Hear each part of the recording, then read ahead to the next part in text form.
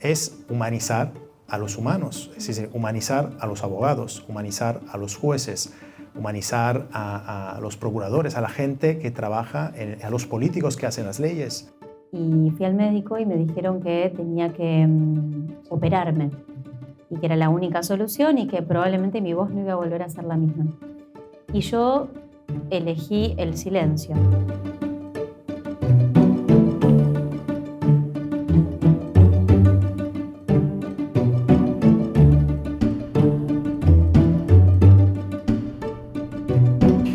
Bueno, hola Simone. Hola Clara. ¿Cómo estás? Muy bien, pero un poco nervioso. Un poco nervioso. No tengo la voz que tú tienes y esto hace la diferencia. Mira, te digo, yo tengo la mejor técnica para los nervios es frotarlos entre las manos. Frotas ahí entre las manos un poquitito, así como sintiendo ahí todos los nervios, pero como dándoles un calorcito, ¿viste? Como que se transforman. El cuerpo es el puente de transformación para mí. Así que frotamos ahí un poquito las manos. ¿Mejor? Mucho mejor. ¿Viste? Como que aparece ahí un calor que te da como una presencia. Ya te dije que encontraste un cliente, ¿eh? O sea, Te cuento que toda mi familia, prácticamente todos los hombres de mi familia son abogados. Wow. Así que parece ser una disciplina muy ajena, pero me es bastante familiar. No soy psicóloga, pero yo soy psicóloga, no estudié abogacía, pero sí me venía en el colectivo, en el bus, y me acordaba de cuando era chica. Yo era una persona muy, muy sensible, extremadamente emocional, y sentía con muchísima intensidad. Y cuando iba a hablar con mi padre, a quien adoro, me vino a visitar ayer. Lo viste hoy en una foto que subí en Instagram. Sí. Hablamos de lo italianísimo que es. Muy italiano. Sí. Pero claro, cuando yo era chica intentaba traducir en palabras lo que sentía y para él era muy desconcertante. Y a mí me costaba mucho, ¿no? También como nombrar lo que me pasaba.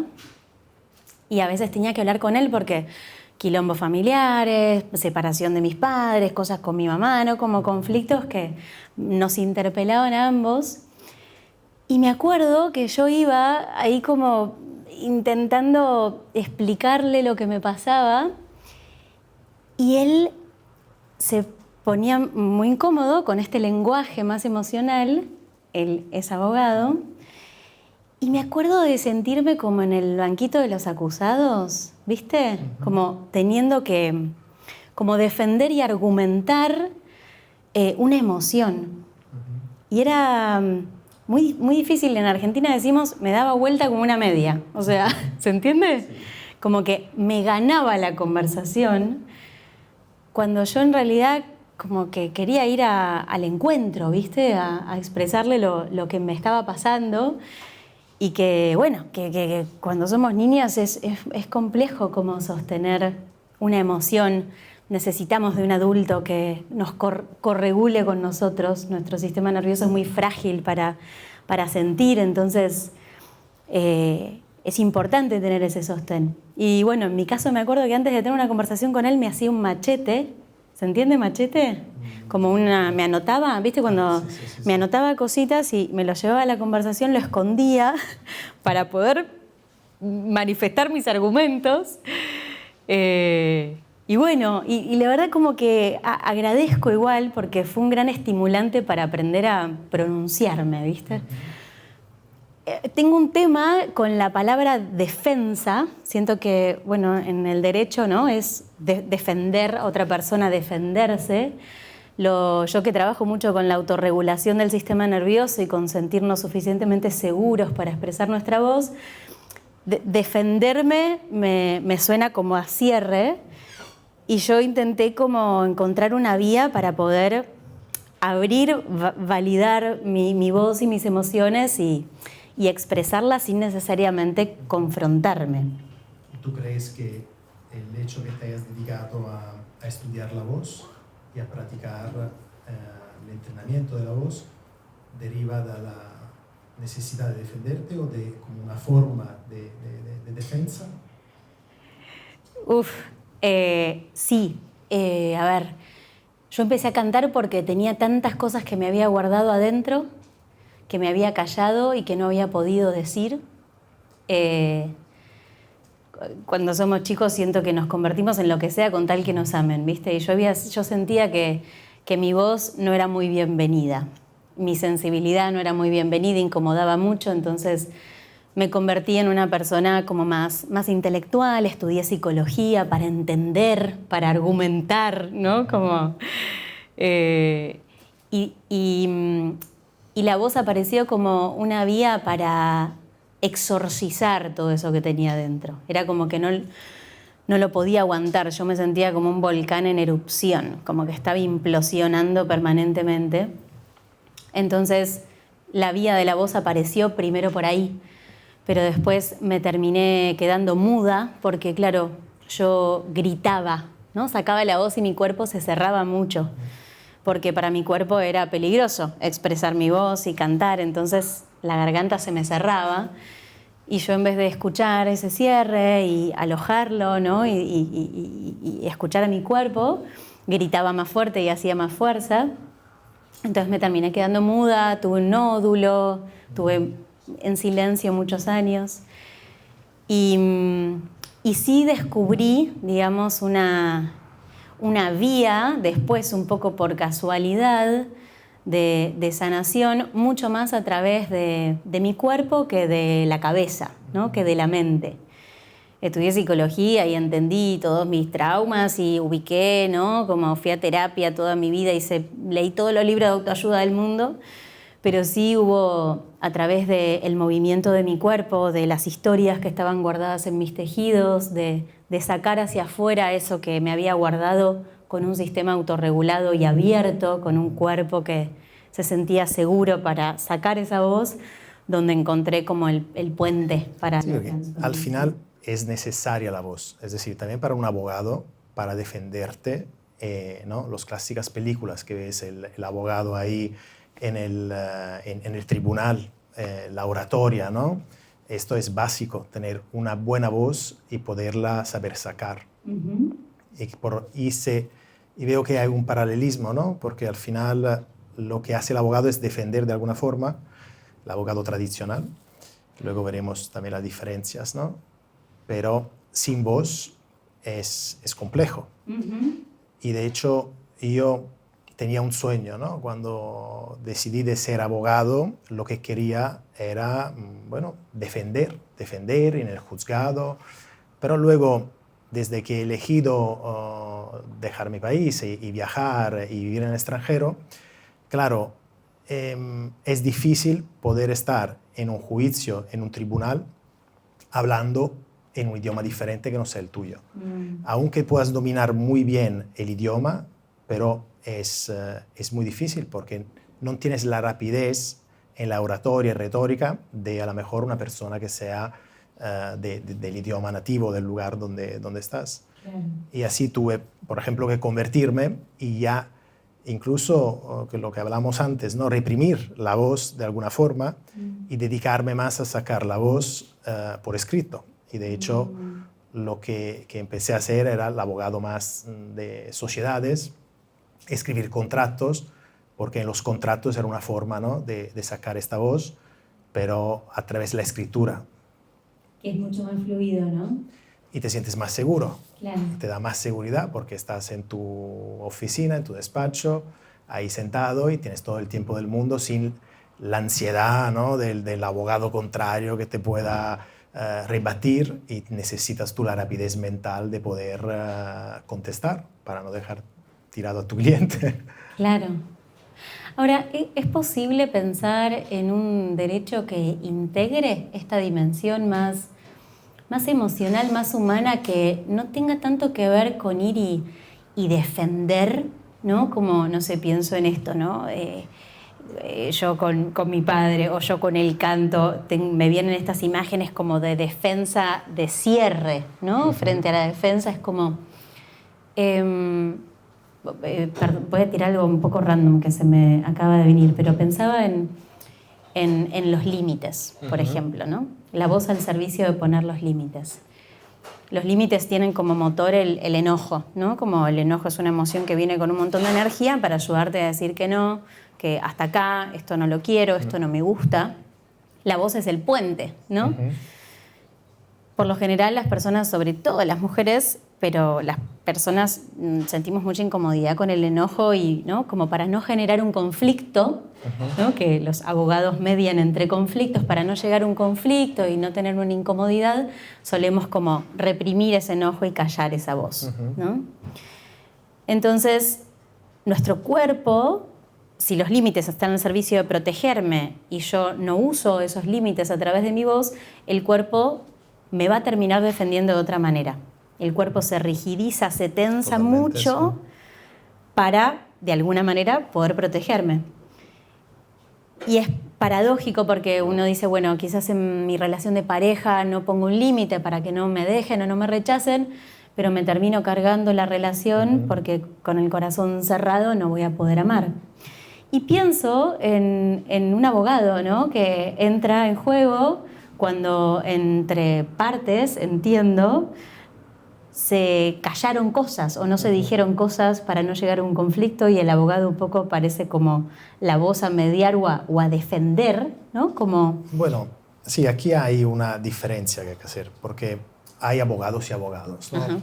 Efectivamente, un abogado tradicional, cuando entra en una situación de conflicto, claramente lo que hace es mirar a la resolución no del conflicto, sino a defender, ¿no? Y poner estos límites por cuenta de su cliente, porque el cliente no puede hacerlo y por lo tanto se encarga a un profesional de defenderle.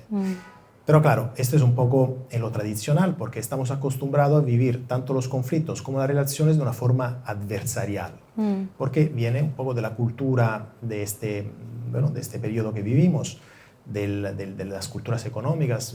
Incluso Adam Smith decía que el hombre economicus, ¿no? De la sociedad de la era industrializada es un hombre oportunista, un hombre que mira solo a su interés. Y las leyes se han desarrollado de esta forma, que tienen que proteger a una persona frente al oportunismo de la otra. Y por lo tanto, toda relación, y a lo mejor en lo mío, ¿no? En lo societario, en los contratos, toda relación nace de forma adversarial. Incluso un matrimonio, porque al final un matrimonio se puede hacer un contrato prematrimonial, pero los contratos prematrimoniales tradicionales al final son adversariales, porque ponen unas cláusulas incluso de castigo en el caso de que uno no cumpla. ¿Y cómo puedes empezar una relación sana, si ya las bases son con el miedo de que el otro te pueda joder? Claro. Y esto es un poco lo que se tiene, o que nosotros con la Asociación de Abogacía y Conciencia intentamos transmitir, que hay otra forma de ejercer la abogacía, una forma que pone el ser humano en el centro y ya no se tiene que ver como un enemigo, sino como un compañero, alguien con quien estás entablando una relación, y esta relación, para ser sana, necesitamos hacer un cambio de paradigma y no verlo como un oportunista, como una persona que te puede traicionar, ¿no? Y esto se hace a través de un trabajo de conexión. Y esta es un poco lo de la abogacía consciente, ¿no? De poder tener una forma de poder conectar con el otro. Y esto se hace a través de la voz, a través del compartir, sacar la voz, decir las cosas, poderse acercar a través, compartir qué valores tienes. Porque es la clave, ¿no? Si no tenemos mismos valores, no podemos tener una relación. Porque si no son compatibles y si no tenemos la misma visión, ¿cómo podemos nosotros crear una relación sana? Y luego, claro, ya si hay unos valores de confianza o valores, no sé, de integridad, de honestidad, que son compatibles, ya no te preocupa que el otro te pueda defraudar de alguna forma. Y por lo tanto, también el contrato se transforma un contrato, una relación, como una herramienta que sí refuerza la unión. Porque ya, cuando firmas un contrato, no sé qué visión tú tienes de los abogados o de los contratos, pero te aterroriza. Porque ya tenés un contrato y ya, a ver dónde me la meten. Me van a cagar, claro, sí, claro, sí, la letra pequeña. Sí. No tiene que ser así. Totalmente. Wow. ¿Y esto en qué ámbito vos lo estás trabajando ahora, digamos, con vínculos prematrimoniales, matrimoniales, con divorcios, con empresas? ¿A dónde? Principalmente empresas. Okay. Principalmente empresas que al final son como matrimonios, porque dos personas que se asocian para empezar un negocio, incluso a veces es más que un matrimonio, porque hay más vínculos entrelazados, incluso patrimoniales, que son más a veces intricados que un matrimonio. Y hay, bueno, es un matrimonio. Cuando te haces una sociedad con alguien, te casas. Y esto lo veo como construir una relación que pueda ser duradera. Hay que partir de descubrirse, sacar la voz, hablarse y manifestar cuáles son las necesidades de cada uno. Porque al final, a veces lo que hacemos es encontramos una persona y nos gusta porque a lo mejor, mira, tiene, no sé, el dinero suficiente para hacer real mi proyecto, ¿no? Para poderlo realizar. Y a lo mejor tiene también los skills suficientes para poderme ayudar a desarrollar mi proyecto. Y ya está, pues me asocio. Pero no sabes nada de él. Y no te has preguntado, ¿compartís mismos valores? Y si a lo mejor no. ¿Y la visión? ¿Tenéis misma visión? Si él quiere simplemente, porque no tiene nada más que hacer, buscar una actividad que le pueda dar un dinero fijo mensual para sobrevivir, y tú en vez quieres tener un negocio para poderlo hacer crecer y luego venderlo, no sé qué, claro, ya no es compatible y vais a tener un conflicto. Y la gente, veo que tiene miedo a hablar, porque no quiere que el sueño, la ilusión de haber encontrado el compañero perfecto, se desvanezca. Porque a lo mejor, mira, yo te encuentro y digo, mira, podemos hacer algo juntos. Y me encajan muchas cosas, pero hay algo que no me convence. A lo mejor te veo que tus valores no son compatibles con los míos, pero me callo porque si lo saco, luego a lo mejor ya no se puede realizar este proyecto. Y entramos ahí en la mentira, que luego se acaba. Y por experiencia veo que todas las relaciones que empiezan de una forma poco sana, es decir, sin este trabajo de conocerse, se rompen todas. Tarde o temprano, todas. Y claramente causa luego un efecto rebote, porque la sociedad luego va mal, los empleados hay que despedirlo y se crea toda una situación donde bueno, se cae todo. No hablar tiene un costo muy alto, ¿no? En todos los vínculos, digo, más allá de un trabajo, en los vínculos de pareja, en los vínculos de amistad. Siento que callamos por lo general para evitar un conflicto y ese conflicto después nos termina explotando en la cara. O porque tu cuerpo se enferma, o porque te intoxica los pensamientos, eso que te callaste, o porque termina, ¿no?, saliendo, explotando por otro lado. Como creo que es un buen hack. A mí me gusta, viste, a veces decir, bueno, a ver qué podemos hacer, ¿no?, en estas, para ir desprogramando de a poquito estas creencias que terminan bloqueándonos o congelándonos o llevándonos de la mano, ¿no? Como para mí, pensando ahora en el FOC, ¿no?, el Festival de la Conciencia, que es la conciencia, que es una abogacía consciente o una relación consciente, ¿no? Está para cada uno o cada una, me imagino que representa algo distinto. Y para mí, personalmente, la conciencia tiene mucho que ver con dejar de mirar las películas que me monto en mi cabeza y lo que me cuentan, las voces que me habitan, para empezar a vivir mi propia vida, ¿viste? A conectarme con lo real.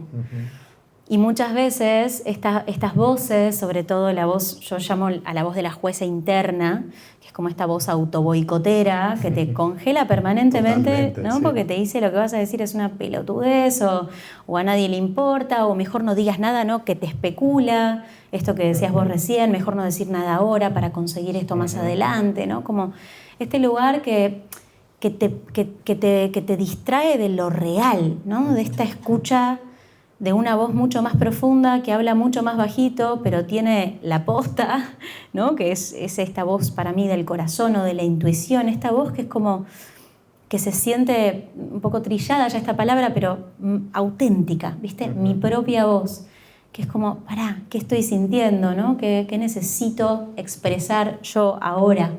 ¿Qué límite necesito poner? ¿Qué quiero decir? Más allá de que eso después pueda cambiar también, ¿no? Porque a veces la verdadera voz suena un poco ya exigente, ¿no? Como, tengo que, si dije esto, después no puedo decir, bueno, no sé, pifié, cambié de opinión, Entonces creo que iba a hablar de un hack y ahora me olvidé. Estoy como con una demencia gestacional, sepan disculpar, así... ¿Sabes que el otro día leí que las mujeres embarazadas tienen una poda neuronal? Sí. O sea... se te reduce la materia gris del cerebro. Literalmente estás más boluda para poder aprender a comunicar, o sea, como que el cerebro deja, perdón por esto cualquiera que estoy contando, pero el cerebro deja como una parte habilitada para que aprendas a comunicarte con un ser humano que no habla. Entonces, como que te pone más boluda, pero te deja una parte para eso. Así que sepan disculpar, porque me voy como olvidando cosas. Iba a decir un hack para ese momento en el que aparece esta voz que te puede congelar o decir o especular o limitar a la hora de sacar tu voz. Y me lo olvidé, Simone. Bueno, te voy a hacer una pregunta que me apunté antes, porque de verdad que vine aquí sin conocerte, pero antes estaba chafardeando tu Instagram para entender quién eras. y bueno, la pregunta es, ¿para ti qué es más importante? ¿Sacar la voz, es decir, la forma o el contenido? Es decir, de lo que dices. ¿Qué es más importante? ¿La forma de cómo tú hablas o lo que dices y lo que sacas? Definitivamente lo que decís, porque la forma viene del lugar desde el cual lo decís, ¿no? O sea, para mí tiene que ver mucho con la posición desde la cual hablas, ¿viste? Si yo estoy, no sé, ahora en una posición de que te quiero gustar, le quiero gustar a la gente que nos está escuchando, quiero decir algo que suene, no sé, lo que mi jueza interna me dice que va a hacer que gusten de mí, que sea inteligente, evolucionado, interesante, ¿no? Que es como esta gran pregunta que Lacan decía, ¿no? ¿Qué quiere el otro de mí? Es como esto que esta voz suele estar al servicio de esa pregunta, ¿no? ¿Qué digo para que me quieran, para que me acepten, para que me miren? Si lo digo desde ese lugar, y bueno, no sé, creo que la forma va a ser más forzada, mi voz quizás se va a elevar más como para compensar que me estoy sintiendo insegura.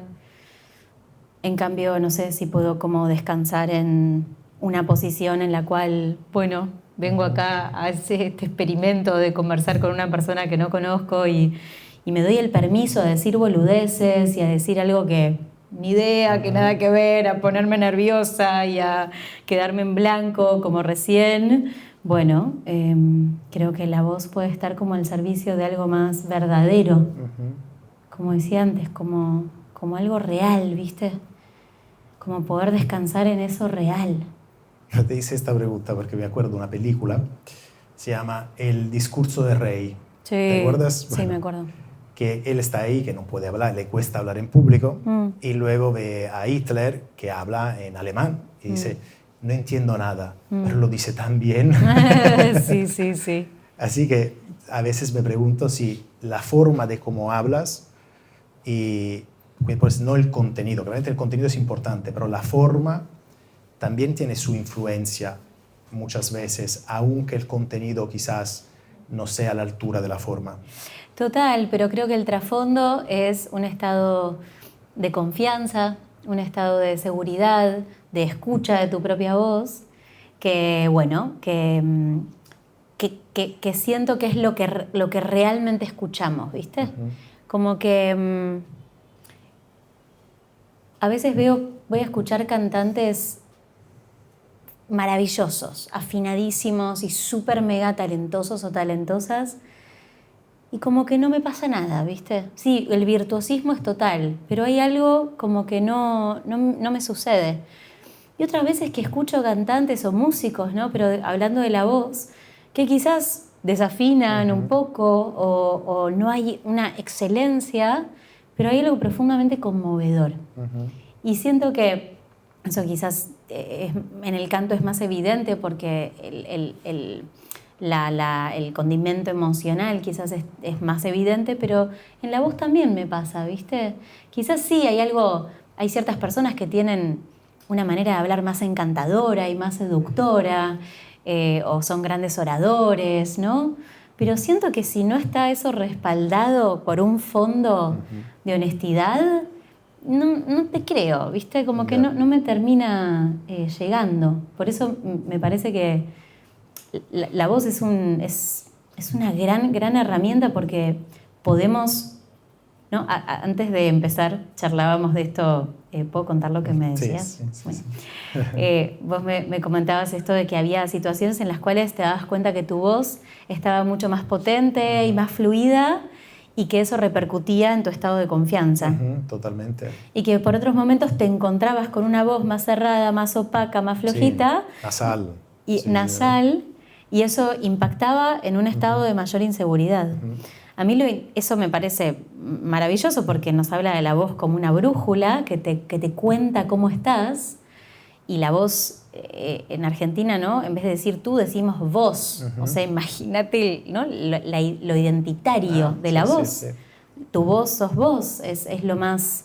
No lo podés caretear, no lo podés disfrazar. Tu voz devela, ¿no? Revela tu verdad. Lo más interesante que me parece a mí es cómo podemos generar esa voz que vos escuchás cuando te sentís seguro, que es una voz con el cuerpo probablemente con tu garganta más abierta, que sale desde un lugar, ¿no? Hoy hablábamos más del diafragma, más bajo. ¿Cómo podemos provocar esa voz para que repercuta en esa confianza y seguridad que estamos buscando? ¿Hay una técnica para esto? Claro. Bueno, me dedico a eso, entre otras cosas. Ya me enseñarás. Ya te enseñaré, claro. Pero, digamos, creo que lo bonito es, o al menos yo soy una gran apasionada de ver cómo venimos equipados con las herramientas necesarias para restaurar nuestro equilibrio y para despertar esa conciencia, esa confianza, esa sabiduría interna, innata, ¿viste? Y esas herramientas estrella para mí están en el cuerpo. Y una vez que aprendemos a autogestionarnos y autorregularnos a través de esas herramientas, la voz, el movimiento, la respiración, eso repercute en una mente mucho más lúcida y alineada, ¿no? No es, la mente no, lo racional, y el cuerpo, el rey, sino cómo podemos generar un buen match entre ellas. Y entre las personas que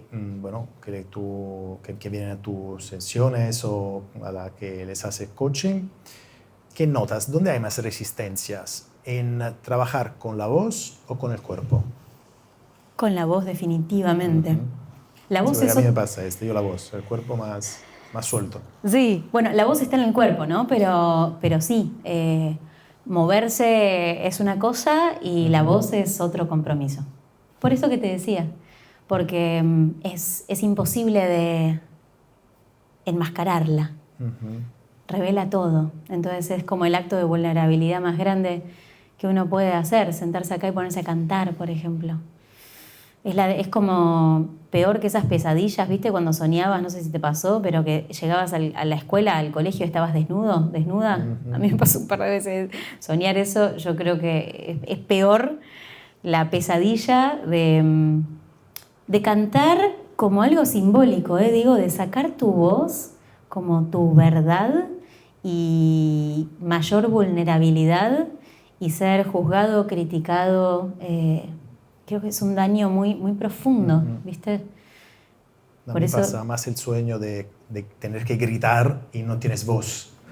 Ese es lo peor. Totalmente. Sí, sí.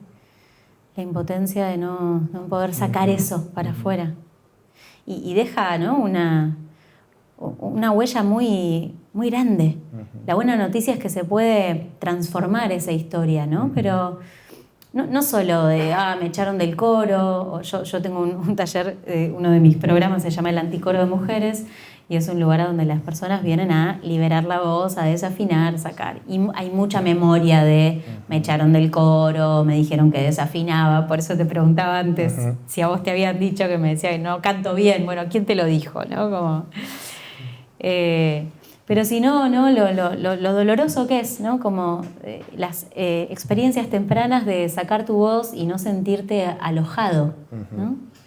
Por eso pensaba, insisto en esto del derecho y la defensa. ¿Cómo es posible pensar en un derecho que no sea tan defensivo y que aloje a la voz del otro, en el que nos podamos encontrar y del mismo modo en el que, bueno, valido mi propia voz y expreso mis necesidades frente a este conflicto, puedo alojar las tuyas y nos podemos encontrar desde un lugar como más abierto y no tan defensivo? Totalmente, y tiene que ser así. Desafortunadamente tenemos la visión que el derecho conlleva conflicto y conlleva, claro, defensa, pero no tiene que ser así. Y esto pasa que las personas dentro del ámbito de la abogacía, desafortunadamente también ellos lo ven así, ven un conjunto de reglas de la que la tienes que entender y luego la tienes que usar para proteger los intereses de alguien. Claro. Y esto, claro, aleja de la unidad, ¿no? Crea distanciamiento. Y lo que hay que hacer es educar de alguna forma a los profesionales o a la gente en el mundo del derecho a verlo de otra forma.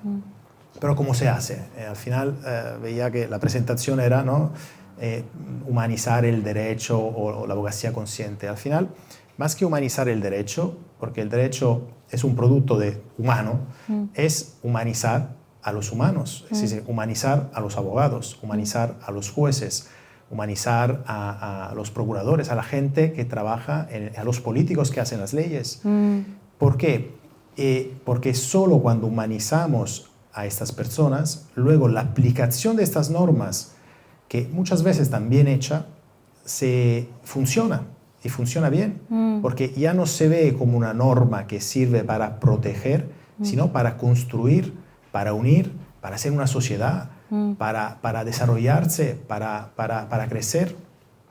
Y esto, claro, ¿cómo se hace? Es complejo, porque al final, consciente, ¿quién es el consciente? Al final es la persona que hace un viaje hacia sí mismo. Porque hablar de conciencia, pero sustancialmente, quién es verdaderamente consciente y quién actúa de una forma consciente es lo que se empieza a mirar. Empieza a escuchar estas voces internas, empieza a trabajarlas de alguna forma, a liberarlas. ¿Y cómo? Bueno, con muchas metodologías, ¿no? Que puede ser bueno, un trabajo personal de terapias de un psicólogo, hasta trabajos más profundos que pueden, no sé, una ayahuasca, ¿sabes? O trabajos terapéuticos. Pero vemos que entre el mundo, por ejemplo, de la abogacía hay ciertas reticencias. Cuando hablas de psicología, de un psicólogo, ya estás loco, ¿sabes? Hay un cierre mental, ¿no? Total. Cosa que es incluso el colectivo que quizás más necesita, porque hay estadísticas que dicen que en el mundo de la abogacía, de los abogados, el 70% sufre de ansiedad. Imagínate. Y ahora, justo en Madrid, pusieron una comisión en el Colegio de Abogados de salud mental porque han entendido que hace falta, porque hay gente desesperada. Y claro. Pero, ¿por qué? Porque, claro, la salud mental luego hay que ver también cómo se enfoca. Hay que tener una apertura para que no se limite a una salud mental casi médica, sino incluso más holística, más abierta, porque un trabajo de lo que tú haces de liberar la voz, y a esto, bueno, como dices tú, ¿no? Es una brújula que te hace entender cómo estás, y si tienes la conciencia y eres consciente de cómo tú hablas, oye, ya es un paso adelante, porque ya te empiezas a conocer, te empiezas a cuestionar, y si puedes distinguir entre estas voces externas, tus voces internas, y vamos, sería un gran avance. Lo que pasa que es un mundo aún muy tradicional. Por ejemplo, hoy me enviaron un panfleto del Colegio de Abogados de Barcelona donde, bueno, están haciendo para abrirse para ser más consciente, un curso de sevillana, ¿sabes? Que, bueno, no tengo nada en contra de la sevillana, pero no creo que esto ayuda sustancialmente a los abogados a quitarse la ansiedad de encima. Pero bueno, ahí estamos. Y así que, bueno, nuestro trabajo es un poco dar, por lo menos, crear un lugar donde quien tiene alguna forma de ¿cómo se dice? Requietud, ¿no? No requietud, como alguna forma de necesidad de buscar más allá de la salud mental como se entiende a nivel médico. Bueno, hay un lugar donde pueden ver cómo un abogado puede desarrollarse de una forma diferente. Un abogado que, bueno, pueda empezar a incluso ofrecer unos servicios de una forma diferente, porque hay lo que decías, el derecho no es solo defensa, hay el derecho colaborativo donde los abogados, hacen un pacto previo, donde no vamos a juicio. Si las dos partes no encuentran un acuerdo, los abogados se tienen que ir, no pueden defenderlos porque no los pueden llevar a pelearse. Tienen que colaborar de una forma transparente, de una forma respetuosa. Todos están bajo un mismo código deontológico, ético. Y esto sirve justamente para acercar las partes de una forma diferente. Pero claro, el abogado también colaborativo, para poder aceptar esta forma, tiene que hacer un poco un trabajo interior.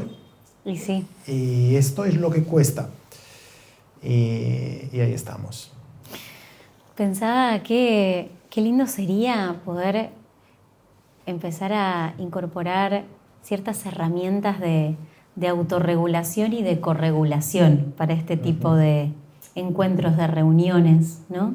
No sé, a veces me llaman de empresas para hablar sobre seguridad psicológica, ¿no? Que es algo que se está empezando a tener muy en cuenta, como ya no sirve ese modelo donde hay un jefe malo y estamos todos cagados de que si decimos algo nos van a bajar el sueldo o nos van a echar. Como se demostró la importancia de generar un clima de seguridad psicológica. Totalmente. Donde las personas se sientan suficientemente seguras para alzar su voz, desde el punto de vista productivo y de innovación, ¿no? O sea, que le conviene a la empresa que la gente hable, que se sienta segura para poder ser creativa. Si vos no te sentís seguro en un lugar, la creatividad es la última prioridad. Totalmente. Tu sistema defensivo y el cortisol van a estar a la orden del día. Entonces, siempre me gusta hablar sobre todo el repertorio de recursos y herramientas que una persona de manera individual puede incorporar para autorregularse, es decir, para contarle a su cuerpo que está seguro y desde ese lugar poder escucharse y sacar su voz en una reunión, para contar una idea, para hacer una pregunta, para decir que esto no me está gustando o pedir un aumento de sueldo, lo que sea, pero también de la importancia de corregularnos y de ser conscientes del impacto que tiene nuestra forma de mirar, de ver, de escuchar en el otro. Entonces, Pensaba, no sé, qué interesante experimento sería, ¿no? Si antes de entrar o en una mediación o en un juicio las partes involucradas pudieran hacerse responsables con sus propias herramientas, cuánto más fructífero probablemente sería el encuentro y efectiva la resolución de un conflicto. No sé, quizás es delirante lo que estoy diciendo. No, mira, lo podemos poner en práctica. Yo experimento todo, así que es algo que se puede hacer. Sí. Sí, sí, totalmente, totalmente. Al final hemos visto que también antes de la resolución de una mediación, o incluso antes, cuando se está construyendo un contrato entre socios, romper el hielo con unas actividades o un trabajo que va más allá del derecho, un trabajo de conexión, un trabajo de conectar contigo mismo y con el otro, sirve. Y las personas, mira, incluso con una simple respiración, que a veces viene el cliente y, claro, en la sala de junta de un despacho de abogados y le dices, bueno, esperar, antes de empezar, haremos 3 respiraciones profundas. Claro, y te miran con una cara que dice, ¿qué es esto? Nos hemos equivocado de despacho. Pero luego lo hacen y te garantizo, cambia totalmente la energía del aire. No sé, se nota más relajado. Total. Y luego el trabajo se hace de una forma más smooth, más suave. Claro. Me quedé con algo de lo que decías antes. Me acordaba cuando estudiaba psicología, una de mis materias preferidas fue psicología jurídica. Ah, mira. Y Con papá abogado. Con papá abogado, y sí, bastante previsible. Algo solo tenías que dar.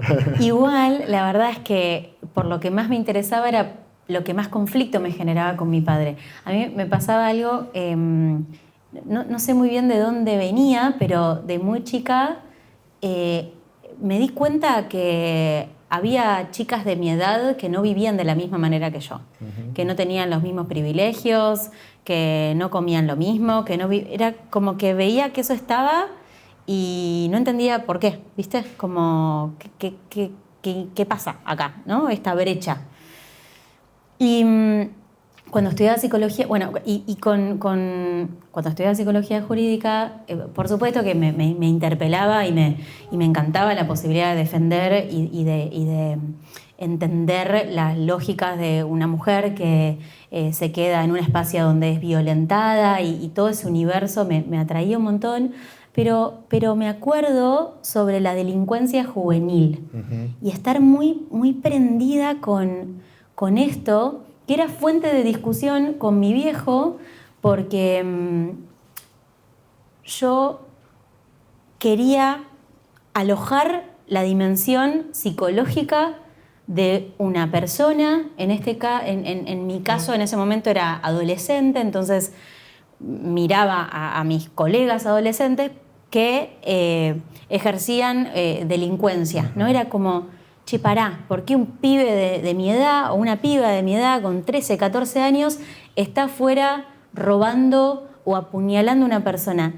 Por supuesto que no para justificar eso, más vale que eso está mal y que requiere de la intervención de un juez y de un orden, pero sentía que, ¿no? Los chorros, ¿no? Se dice en Argentina, los criminales, y era como, che, pará, pero esa persona, ¿alguien se preguntó qué le está pasando para estar en la calle robando? Totalmente. ¿Tendrá hambre? ¿Estará traumadísimo? ¿Estará súper mega drogado? Porque le pasan un montón de cosas y si no se droga no puede sobrevivir. Y me acuerdo que él era muy, muy fuerte con esto, ¿viste? Como, entonces un violador me vas a decir que era como, bueno, no se puede, ¿viste? No había como un lugar de, che, nos conversamos y nos encontramos, sino era como este lugar defensivo. Y me preguntaba, ¿no? ¿Cómo ves esto? Si desde el derecho se puede incorporar esta dimensión emocional y social, ¿no? A la hora, ¿no? Que no queda en un acusar y encarcelar, sino que alguien también se puede empezar a ocupar y a mirar el detrás de los comportamientos de una persona.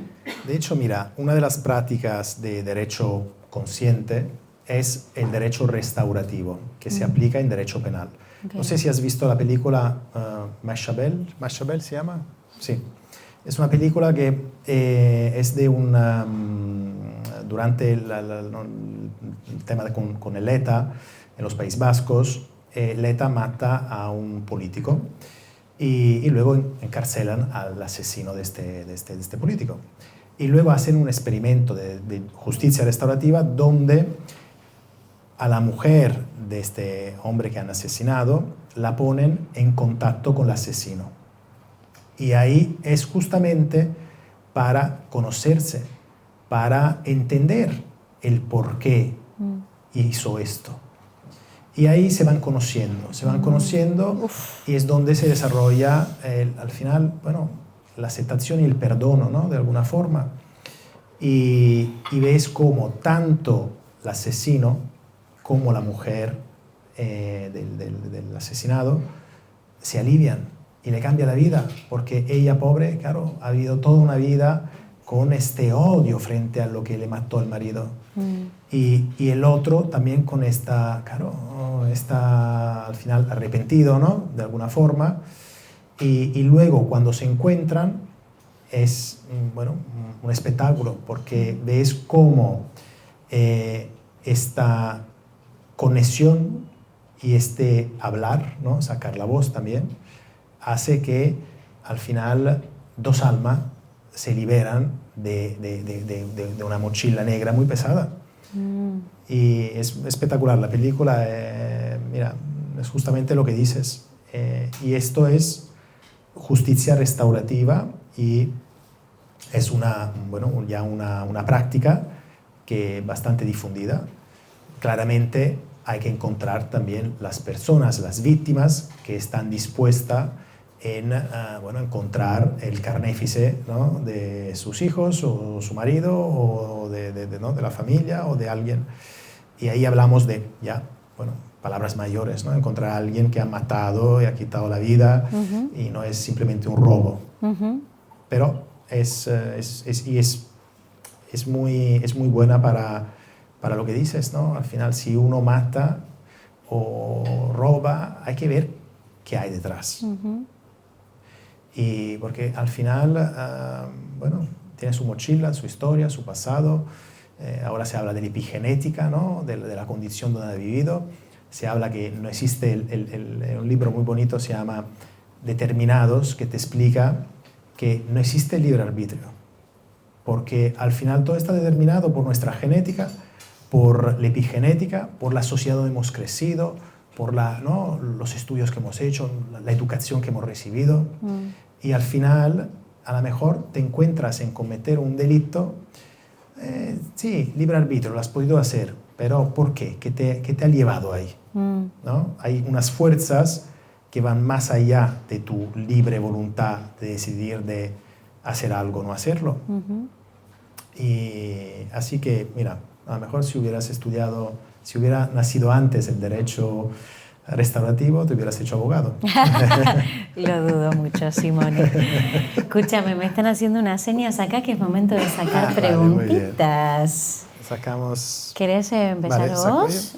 Entonces sacamos una y la contestamos los dos, ¿no? Vale. Decir, vamos, espera. ¿cómo venimos? ¿Nos estamos aburriendo mucho? ¿Estamos acá, meta, parla?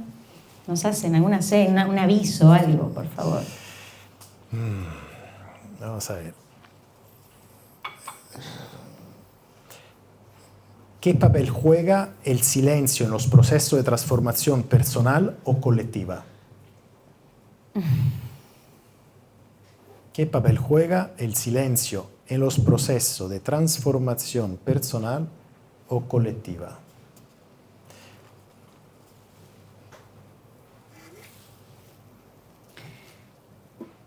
¿Vas o voy? No, vas tú, yo hago la pregunta. Sí.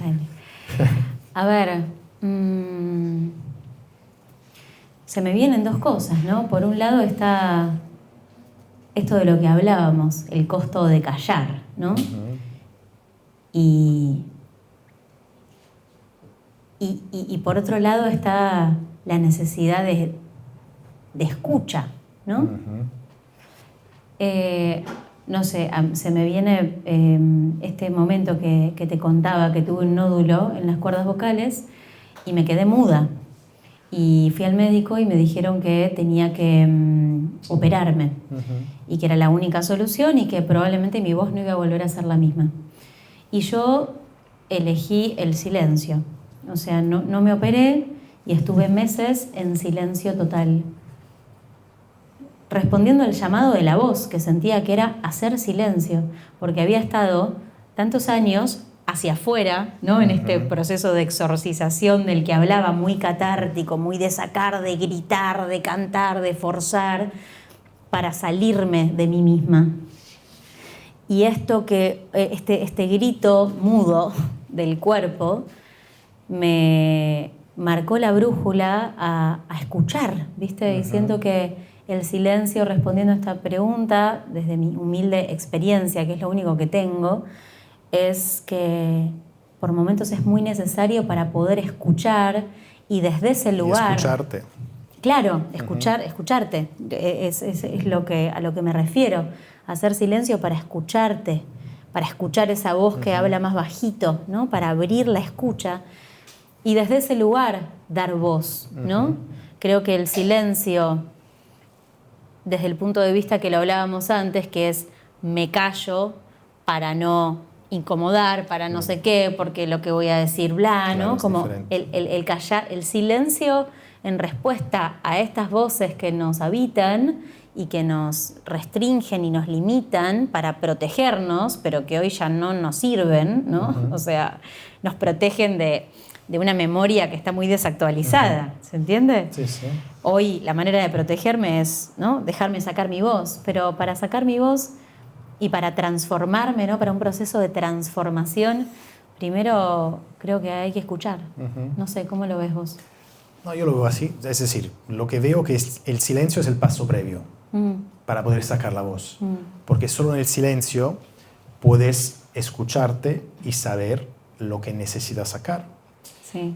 Y así que es muy importante tanto para escucharte a ti mismo, y ahí hacía la diferencia antes, y luego es muy importante en los procesos, especialmente, como dice aquí, de transformación colectiva, callarse para escuchar, porque por experiencia veo que hay mucha gente que habla mucho porque, y no escucha. Y le cuesta escuchar, y le cuesta callar.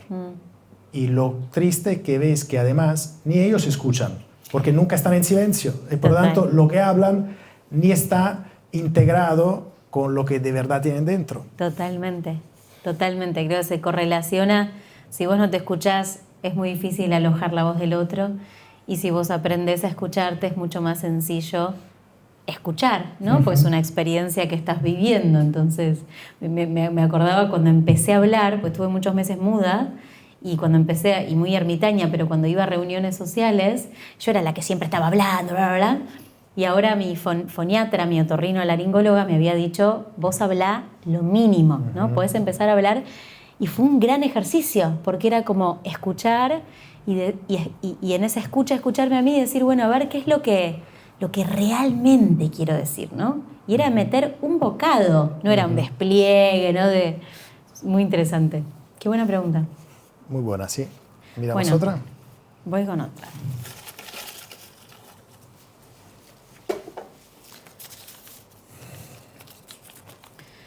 Dinos un libro que sea referencia para ti.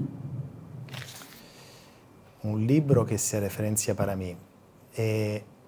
Mira, hay uno. Hay uno que he leído hace poco, que me gusta. Bueno, he leído hace muchos años, pero lo retomé hace poco. Pero no, una referencia que para mí es un poco una Biblia. Se llama Sugestione, Suggestible You. Okay. Y es un libro escrito por un médico que lo que hace es investigar todos los estudios sobre los fármacos. En Estados Unidos, para que un fármaco se apruebe para la venta, tiene que pasar el test de efecto placebo. Por lo tanto, cogen una persona, 10 personas, a 5 le dan una agua y azúcar y a otro le dan el medicamento. Si los efectos son iguales, el medicamento no viene aprobado porque no ha hecho nada. Al final no sirve. Y ahí el estudio de este señor te demuestra cómo la sugestión es una fuerza que tenemos dentro de sanación total. Y por tanto, cuando nos sugestionamos de forma positiva, e incluso las personas más sugestionables son las personas que tienen más capacidad de sanarse o de desarrollarse de una forma más positiva. Y esto para mí es casi en todo. Es decir, las sugestiones y el efecto, al final el efecto placebo, que muchas cosas, incluso terapias, ¿no? Una terapia, uy, me he sanado. Sí, que, claro, te has sanado tú solo. Es decir, el efecto placebo de estar en un contexto que, con un sanador, con un healer, lo que sea, y todas las personas, esto ya en sí te hace un trigger, un trigger que te sana. Y esto para mí es un libro que, bueno, aplico en muchas cosas. Y el efecto placebo para mí, especialmente hoy en día que hay muchas terapias, muchas, ¿sabes? Mil cosas, todo se funda en este concepto, efecto placebo, que es positivo. De hecho, también Joe Dispenza, ¿no? Escribe sobre el efecto placebo, etcétera, Sí. etcétera. Todo viene de ahí, que es el poder que nosotros tenemos de podernos sanar. Esto. ¿Y tú? Hermoso. ¿Qué libro tienes? Uf, muchos, pero voy a tomar uno que hace referencia a algunas cositas que hablamos, que se llama Cuando el cuerpo dice no, de Gabor Mate, que me encanta. Sí. Y él es un médico, psiquiatra, bueno, con una historia tremenda, y estudia muchas enfermedades, muchos gritos del cuerpo, muchos llamados de atención del cuerpo, y se da cuenta un poco esto de lo que charlábamos de cómo cuando yo no puedo decir que no, mi cuerpo lo termina diciendo por mí, ¿no? Ya sea enfermándome o infiere que eso que nos callamos termina intoxicando nuestra mente, ¿viste? Es como que esto que hablábamos antes, ¿no? Del enojo, por ejemplo. Si yo me lo callo, es una emoción, esa energía que no se crea ni se transforma, que no se crea ni se destruye, sino que se tiene que transformar en otra cosa. Y si yo me lo trago, esa energía que me queda adentro se queda estancada y a algún lado tiene que ir. En contra mío, ¿no? Entonces por eso nos tratamos a veces tan mal y estamos tan enojadas con nosotras mismas o enojados con nosotras mismas o somos tan crueles. Y eso, bueno, tiene que ver un poco con esto, ¿no? Hay una frase de Frida Kahlo que digo mucho, que me encanta, que ella decía que amurallar el propio sufrimiento es arriesgarte a que te devore por dentro. Wow. Hermosa manera de decir, bueno, ¿no? Que es verdad. Hay otro libro que no leí que mencionas tú, leí otro que se llama The Body Keeps the Score. Sí. Que también habla de esto. Al final, todo lo que nos tormenta, los traumas, al final se queda estancado en una parte del cuerpo. Y ahí, mira, el trabajo que tú haces, movimiento corporal, ¿no? De alguna forma entiendo que ayuda a soltarlo, ¿cierto? A liberarlo y a transformarlo, porque todo eso es energía estancada que nos agota también, ¿no? Como a veces decimos, che, pero hago todo bien, tomo todos los suplementos, hago el detox 2 veces por año, ¿no? Y todas las prácticas, pero estoy agotada. Y es que todo esto que callamos nos chupa mucha energía, nos drena. Totalmente. Entonces, total, es como liberarlo y transformarlo a través del cuerpo te devuelve toda una vitalidad que estaba ahí perdida.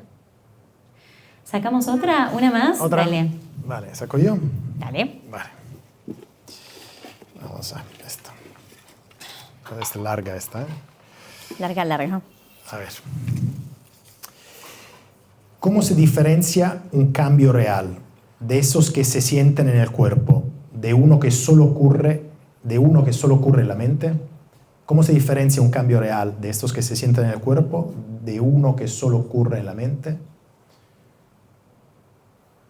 ¿Vas vos o yo? Tú. Yo tengo que pensarme, ¿no?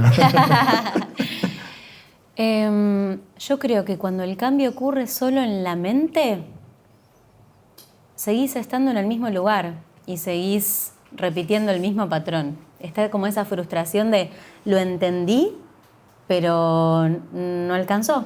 Ah, sí, fue una parte, ¿no? Ah, porque mi papá o porque mi mamá o porque me pasó esto, porque me dijeron esto. Buenísimo, es una dimensión. Pero el tema es que esa dimensión no está alojando una información muy importante y relevante que a mí no me la enseñaron en una carrera entera de psicología, y es que el trauma está en el cuerpo. Eso queda en nuestros tejidos. Entonces, un cambio real que es integrado a través del cuerpo implica, desde mi punto de vista, primero que nada, alojar eso. Insisto mucho con esta palabra porque la mente es como que quiere, ¿no? Tiene una idea y es como que, ¿no? ¿Qué hay que hacer? ¿Qué hay que hacer para resolver? ¿No? Se quiere saltear el proceso, la incomodidad que implica ir ahí a mirar eso, ¿no? Que está ahí en el cuerpo y que duele, pero no solo por una tensión, porque hay una emoción y esa emoción es incómoda sentirla porque somos analfabetos emocionales y nadie nos enseñó cómo carajo se siente.